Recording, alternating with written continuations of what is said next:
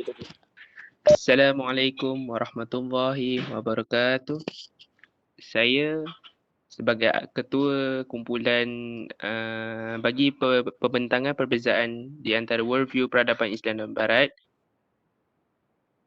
saya Muhammad Taqiyuddin bin Zainal Abidin bersama rakan-rakan saya Muhammad Kashfi bin Idris dan Rafi'a Ol Asba bin Zafri serta Ahmad Danish bin Muhammad antara worldview peradaban Islam dan Barat. Dan pada pertama sekali saya nak ucapkan terima kasih kepada semua yang telah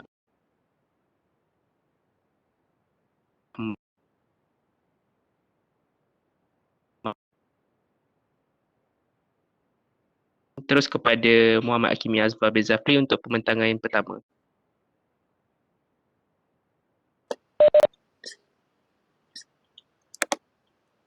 So untuk pengenalan, peradaban adalah fenomena yang tidak dapat dipisahkan dari kehidupan manusia secara individu dan masyarakat kolektif, bukan dunia.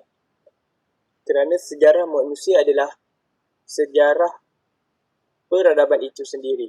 Semenjak diciptakan manusia yang pertama, iaitu Nabi Adam AS, Allah telah mengajarkan Nabi Adam dengan ilmu pengetahuan yang merupakan asas dari sumber segala peradaban.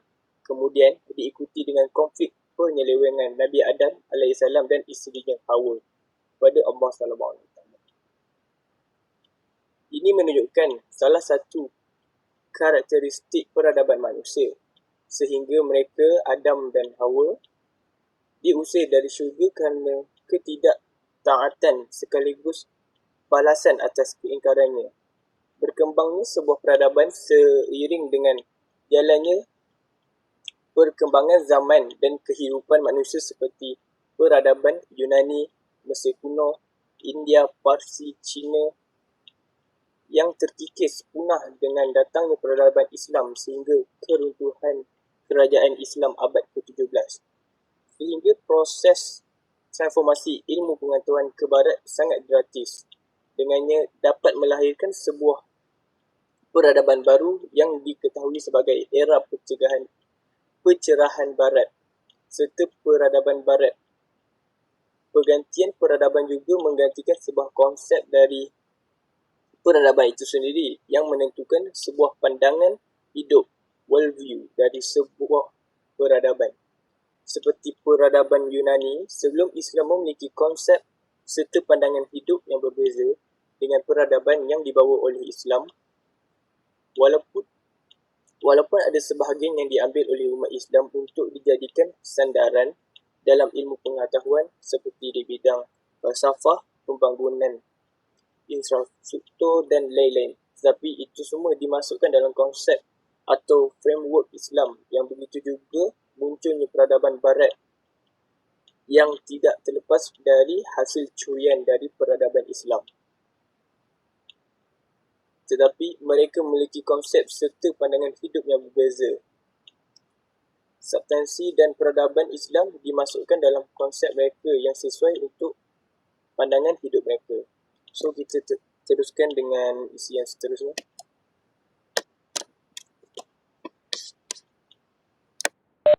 Okey, berbalik pada topik saya pula ialah mengenai isi dan huraian. Seperti yang boleh dilihat di atas skrin di atas, saya akan menerangkan definisi dan dalil persyariatan. Buat pertama sekali, definisi bagi pandangan dunia terhadap peradaban Islam dan peradaban Barat mempunyai pengertian berkaitan dengan aspek bahasa dan istilah. Secara keseluruhannya dapat dilihat melalui sudut bahasa Arab, epistemologi bahasa Inggeris dan Latin.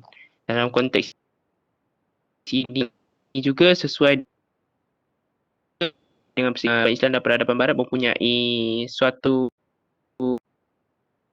hujah yang dalam jadi satu hujah yang hebat kerana mempunyai pelbagai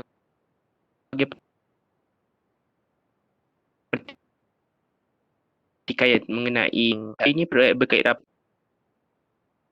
topik ini. Saya bakal menerangkan lebih mendalam tentang konsep ketamadunan.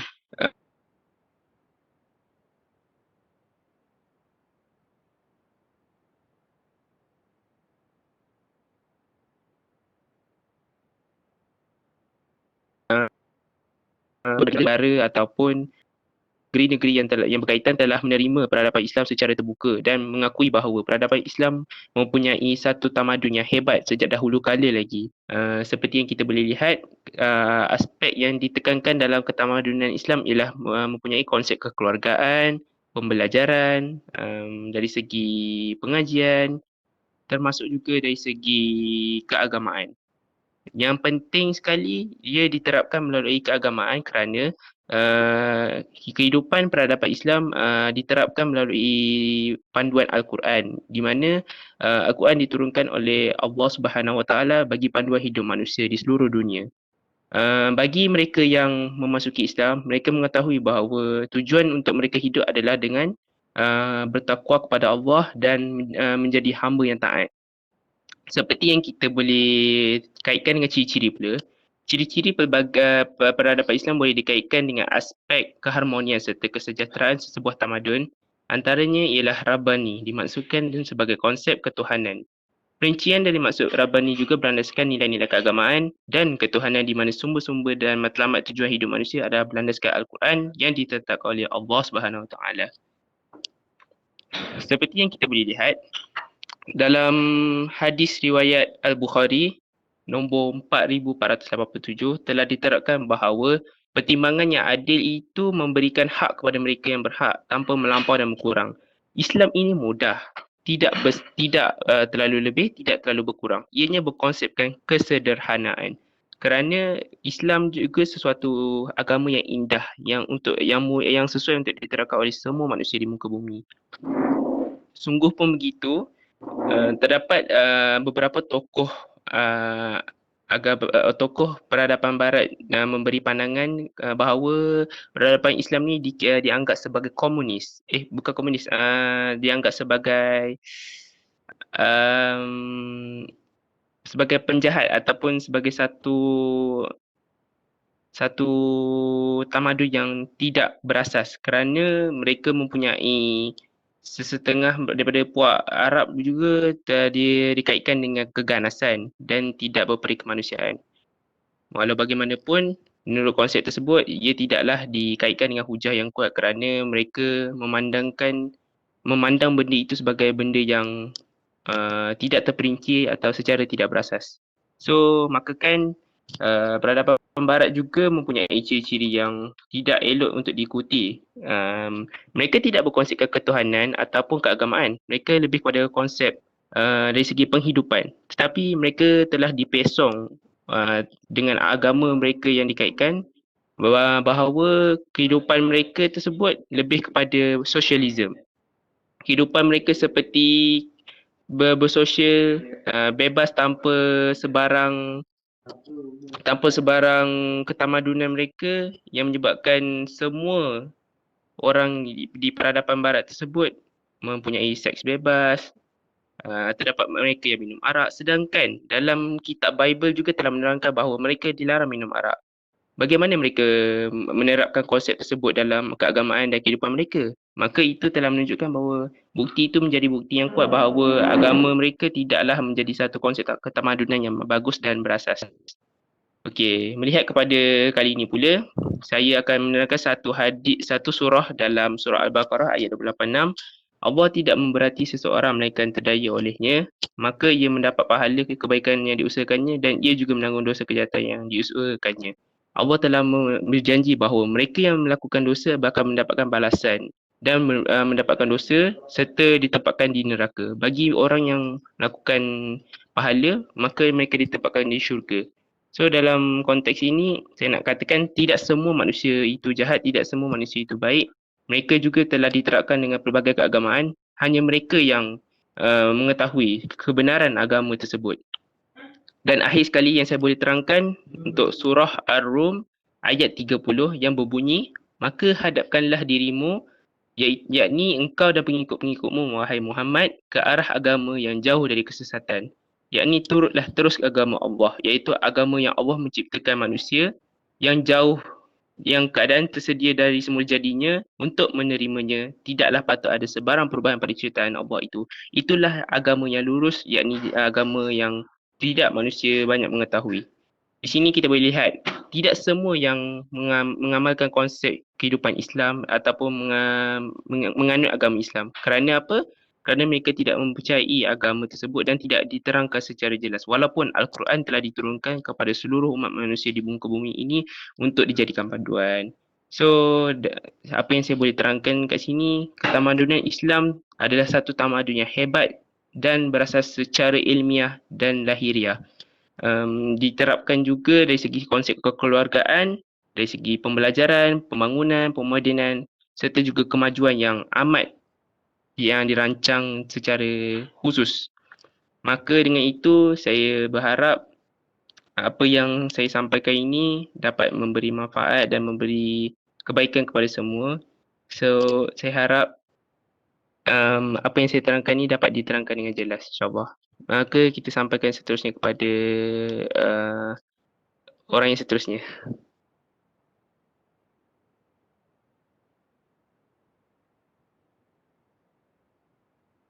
Seterusnya pula ialah perbezaan tamadun Islam dan juga Barat. Ia seperti kita dapat lihat, ia mempunyai 6 perbezaan, iaitu perspektif, sumbangan tamadun, ciri tamadun, matlamat, agama dan kepercayaan dan juga prinsip-prinsip tamadun. Saya akan menerangkan 3 daripada tamadun ini, iaitu perspektif. Bagi perspektif untuk tamadun Islam, ia mempunyai 5 iaitu negara, kota, ilmu, seni dan ekonomi. Manakala bagi tamadun Barat pula, iaitu karya-karya, negara, kota dan ilmu serta juga seni.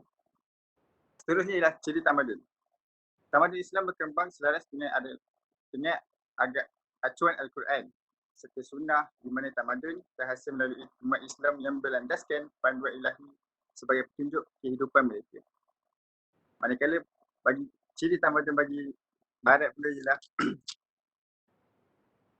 hanya menentukan sistem tulisan dan juga sains teknologi. Matlamat tamadun Islam pula hanya menumpukan kepada 3, iaitu hukuk Allah, hukuk al-ibad dan juga hukuk al-alam. Sementara itu, tamadun Barat menumpukan kepada materialism, kolonialism, pragmatism, kapitalism, liberalism, rationalism dan juga modernism. Seterusnya Kimi akan meneruskan penerangan. Okay, untuk agama dan kepercayaan Islam pula, agama adalah sistem yang mengatur tata keimanan, kepercayaan dan keperibadatan kepada Tuhan yang Maha Kuasa serta tata kaedah yang berhubung dengan pergaulan semasa manusia serta lingkungannya. Perkataan agama berasal daripada bahasa Sanskerta. Agama yang memberi maksud tradisi. Kepercayaan pula merupakan kondisi mental yang disasarkan oleh situasi seseorang dan konteks sosialnya.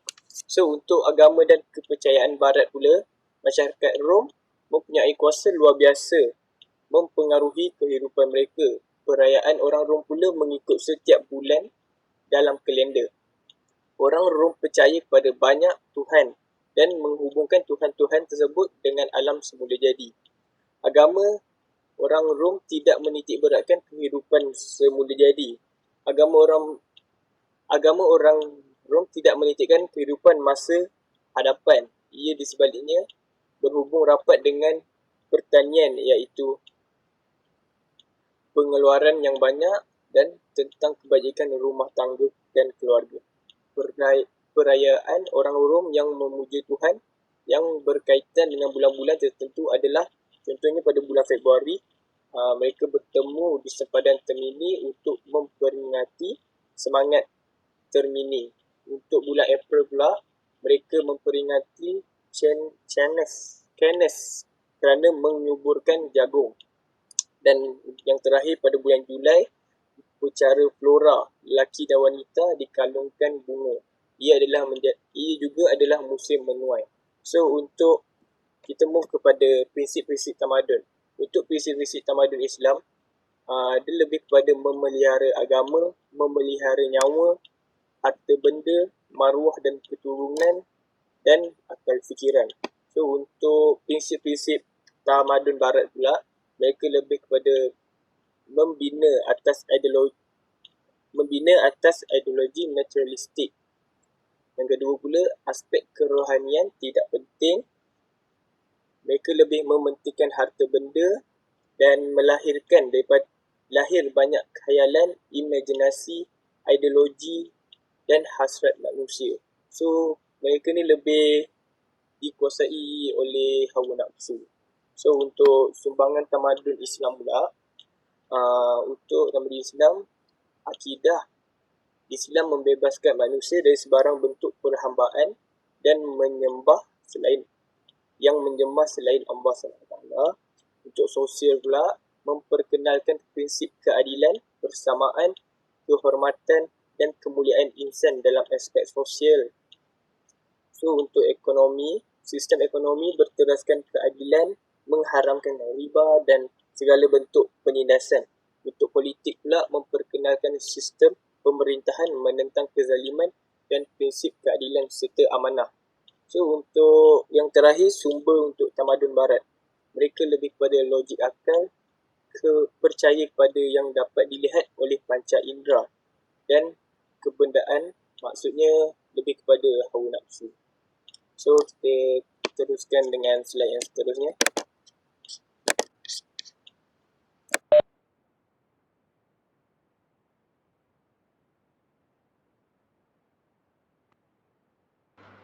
Okey, slide yang seterusnya ialah first kita sebelum rumusan kita pergi ke langkah-langkah dulu. Langkah-langkah untuk meningkatkan sesebuah tamadun. Okey, budaya dan tamadun memainkan peranan penting dalam mencorakkan rupa bentuk sesuatu bangsa atau masyarakat. So maknanya budaya tamadun ni adalah image untuk sesebuah masyarakat lah. Sejarah telah membuktikan bahawa kegemilangan peradaban Islam masa silam lahir daripada bangsa yang mempunyai jati diri dan berpegang teguh terhadap ajaran Islam. Budaya meliputi aspek yang luas dan sangat diperlukan oleh masyarakat. Di dalamnya terkandung norma dan nilai yang sentiasa menerima perubahan. Pendekatan yang menyeluruh dan mantap adalah salah satu langkah yang diperlukan untuk sesebuah tamadun. Justeru penekanan yang khusus kepada pembentukan sikap dan pembinaan akhlak peribadi yang cekap dan luhur dalam kalangan masyarakat menjadi prasyarat yang penting.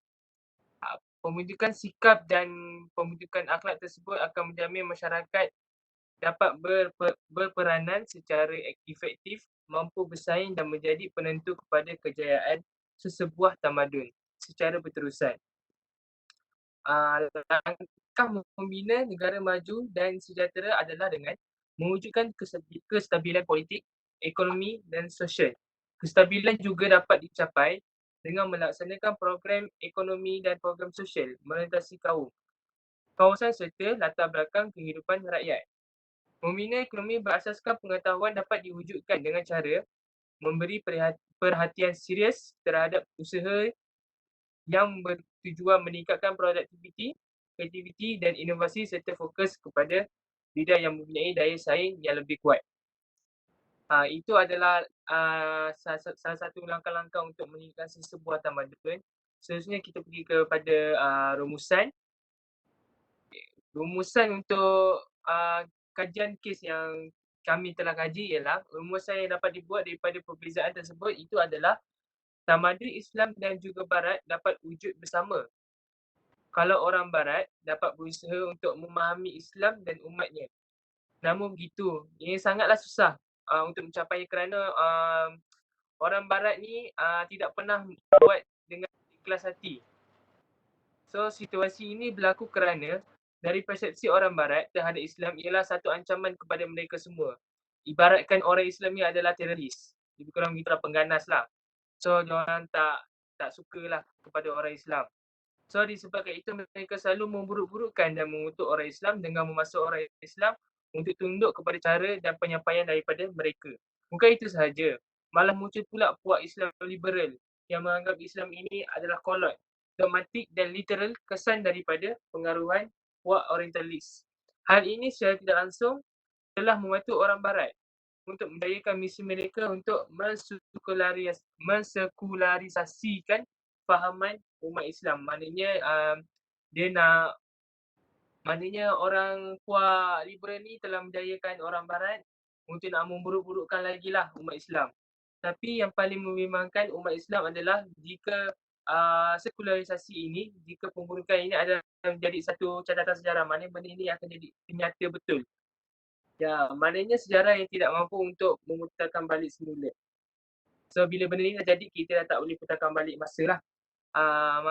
Ingatlah bahawa Allah SWT telah memberitahu kita bahawa agama Islam adalah agama yang terbaik untuk kita menganut.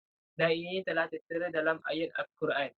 Dan kita juga tahu bahawa Al-Quran itu adalah panduan untuk kita.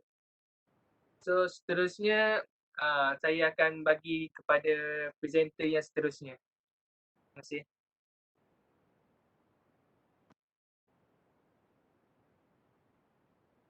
Untuk seterusnya, kesan dan tamadun. Berdasarkan kes kajian dari segi Islam, agama dan kepercayaan antara kesan dan pengaruh Islam.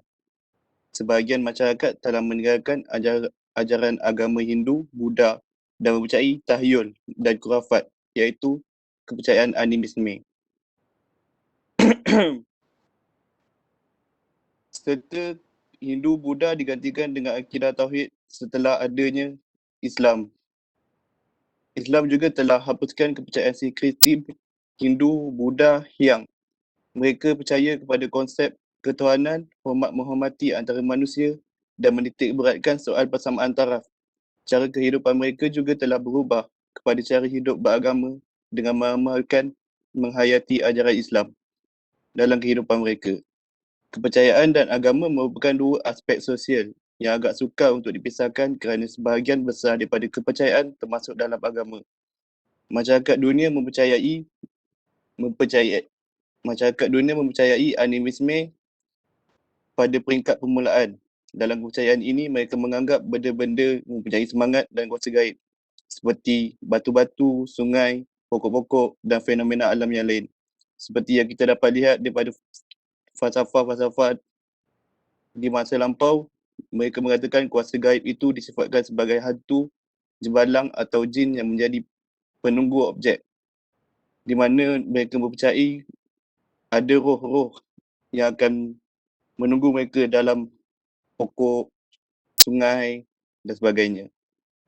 Dengan adanya Islam mengubah pandangan dunia daripada mempercayai roh, semangat dan dewa-dewa kepada mempercayai Tuhan Yang Maha Esa, iaitu Allah.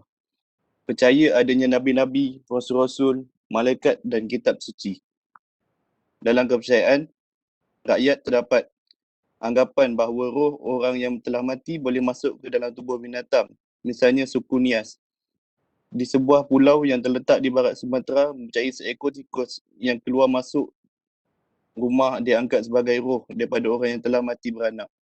Kadang-kadang roh itu memasuki tubuh babi atau harimau dan mempercayai binatang itu akan mengganggu orang yang menjadi musuh si mati pada masa hidupnya. Dari segi barat pula, tamadun barat yang diasaskan dengan fahaman sekular, iaitu sekularisme, di mana ia bersandarkan semata-mata kepentingan manusia di dunia dan menafikan pertimbangan kepercayaan pada Tuhan dan hari akhirat. Mereka percaya bahawa agama tidak patut dilibatkan dalam aktiviti-aktiviti sosial dan politik negara. Pemikiran dan keinginan nafsu menjadi sumber utama dalam pembinaan dan pembangunan tamadun mereka. Segala urusan yang tidak ada kaitan dengan agama, pembinaan dan pembangunan tamadun mereka. Segala urusan tidak ada kaitan dengan agama dan agama adalah sebahagian dalam kebudayaan. Agama dicorak oleh perubahan budaya, kemajuan berasaskan keuntungan dan mengamalkan konsep matlamat menghalalkan cara. Agama dan kepercayaan menjadi unsur penting dalam pembentukan satu tamadun. Tetapi budaya barat tidak mengamalkan tamadun yang berasaskan agama kerana mereka sangat mementingkan keuntungan dan tidak pernah ikhlas dalam membuatkan sesuatu perkara. Jenis kepercayaan pada tamadun awal adalah pembentukan politisme atau mempercayai banyak Tuhan. Unsur-unsur alam di sekitar disembah untuk mengelakkan malapetaka. Manakala dari aspek ekonomi, negara-negara membangun akan sentiasa bergantung kepada negara barat kerana mereka kurang mahir dari segi teknologi dan juga kekurangan tenaga buruh disebabkan mereka tidak mengeruti agama-agama yang menerangkan tentang perkara-perkara seperti ekonomi, perubatan dan sebagainya. Dalam hal ini, kita dapat menyaksikan di mana tamadun barat amat berlandaskan dengan moral dan kepercayaan demi mengelak dan menghindar dari sebarang malapetaka yang dianggap akan menipu pada mereka yang tidak percayai bahawa adanya Tuhan di dunia ini. Kepercayaan mereka amat berbeza dengan kepercayaan ketamadunan Islam, di mana Islam mempercayai dan yakin bahawa hanya Allah satu-satunya Tuhan dan tiada yang lebih agung selain Allah. Manakala sesetengah ketamadunan barat mempercayai di mana terdapat banyak Tuhan yang memerintah di dunia seperti Tuhan yang membawa rezeki, Tuhan membawa kesihatan, Tuhan yang membawa tuah dan banyak lagi. Di sini kita dapat lihat bahawa ketamadunan Islam dan Barat mempunyai perbezaan yang amat ketara terhadap kepercayaan dan agama. So, kesimpulan daripada kes kajian kami dapat menyimpulkan bahawa tamadun Islam dan Barat mampu hidup bersama dengan harmoni. Hal ini kelihatan mustahil pada masa kini kerana mereka yang masih berpengaruh dengan ketamadunan Barat sukar untuk memahami ketamadunan Islam. Malah dari kajian-kajian yang dilakukan sebelum ini, membuktikan bahawa ketamadunan Barat tidak pernah ikhlas untuk mencapai kemakmuran dengan ketamadunan Islam. Malah mereka lebih menuduh puak-puak Islam sebagai seorang yang pengganas, iaitu teroris. Dalam setengah-setengah ciri yang mana hanya membawa keuntungan terhadap ketamadunan Barat, hal ini kerana seperti yang kita dapat lihat, di mana ketamadunan Barat hanya memikirkan keuntungan dan kelebihan pada mereka sendiri tanpa bertoleransi dengan pihak yang lain. Oleh itu, mereka sentiasa mengkritik dan mencemuh ketamadunan Islam agar berfikiran sejenak dan tunduk dengan dasar dan pemikiran yang diterapkan oleh Barat. Malah adanya kemunculan sesebuah puak seperti Islam liberal di mana banyak dipengaruhi oleh kelompok Orientalis yang menganggap bahawa Islam merupakan agama yang mementingkan diri sendiri sebagai alternatif untuk mengubah pandangan Barat terhadap Islam. Sekian, itu sahaja daripada kami. Terima kasih. Wabillahi taufiq wa hidayah. Assalamualaikum warahmatullahi wabarakatuh. Terima kasih.